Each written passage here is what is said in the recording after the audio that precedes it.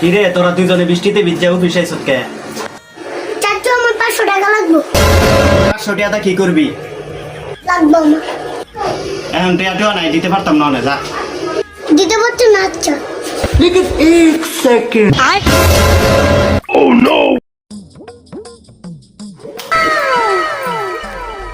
আব্বু প্যালেসটা একটু দাও তো, প্যালাসটা কি করবি?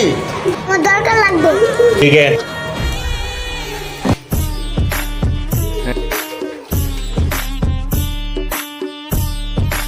ওই ধর। এই কি করস?